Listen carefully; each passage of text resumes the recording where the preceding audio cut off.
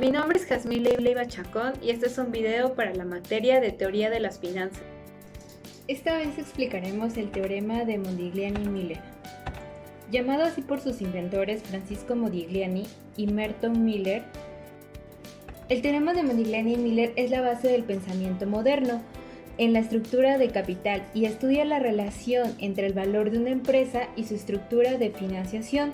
No importa si el capital de la empresa se obtiene con la emisión de acciones o de deuda.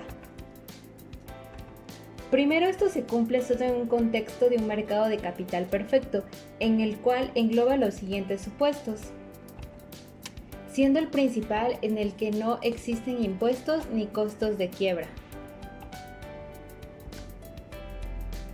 Proposición 1. El valor del mercado de una empresa es independiente de su estructura financiera, es decir, el valor de una empresa resulta del potencial de ganancia de riesgo de sus activos y no de cómo se financian esos activos, tomando en cuenta que en este escenario no existen impuestos. O bien, expresado en términos de costo de capital, el costo de capital medio de cualquier empresa es completamente independiente de su estructura de capital y es igual a la tasa de capitalización de una empresa de su clase de riesgo financiada solo con capital propio. Ejemplo, si consideramos dos empresas A y B, siendo A una empresa no apalancada y financiada exclusivamente con aportaciones de accionistas y B una empresa apalancada, financiada una parte con deuda y otra con acciones, este teorema nos dice que el valor de ambas es el mismo, de acuerdo al razonamiento como se ilustra. Proposición 2. El rendimiento requerido de los accionistas aumenta con el apalancamiento, debido a que el capital apalancado implica un riesgo. Como compensación, debe de ofrecer un rendimiento esperado más alto a los accionistas. Para desarrollar esta idea, la proposición 2 establece que el rendimiento esperado KE en función del apalancamiento es la relación exacta que se obtiene estableciendo el costo de capital de una empresa totalmente financiada con capital común es igual al costo promedio ponderado de la empresa, es decir, el WACC, igual a K0. Se representa con esta ecuación y la explicación de estas variables. El costo de capital KE se relaciona positivamente con la razón de deuda a capital de la empresa. A medida que la razón de deuda a capital aumenta, cada peso de capital se apalanca con una deuda adicional. Esto aumenta el riesgo de capital y por lo tanto el rendimiento requerido. Ahora pasemos con los teoremas de Modigliani-Miller en un escenario donde sí existen los impuestos. La proposición 1, en este caso, la estructura de financiación sí afecta al valor de la empresa.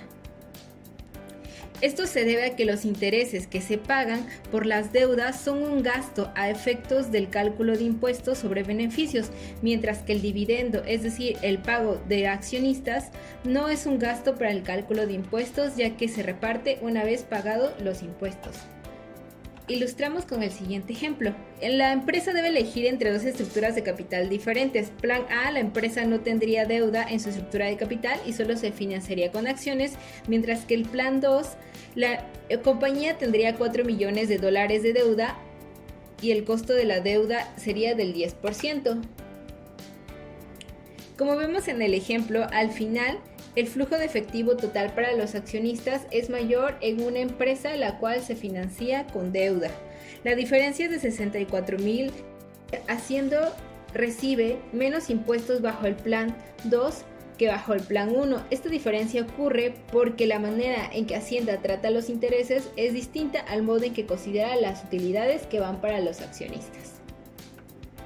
Tomando en cuenta la empresa A y la empresa B con estructuras de capitales diferentes, la empresa B apalancada paga menos impuestos que la empresa totalmente financiada con capital. Los intereses escapan por completo de los gravámenes corporativos, mientras que las utilidades después de intereses, pero antes de impuestos corporativos, se graban.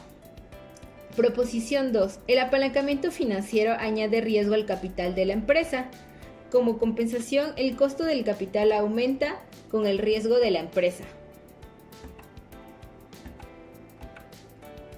Fórmula con impuestos. Aquí la única variable que añadimos es TC, la cual significa tasa tributaria. Como vemos, se mantiene una relación positiva entre el rendimiento esperado del capital y el apalancamiento, siempre que el costo de capital de una empresa sea mayor a la tasa de rendimiento requerida. Del costo de deuda, el rendimiento esperado del capital aumenta con el apalancamiento, un resultado que también se presenta en el caso de la ausencia de impuestos.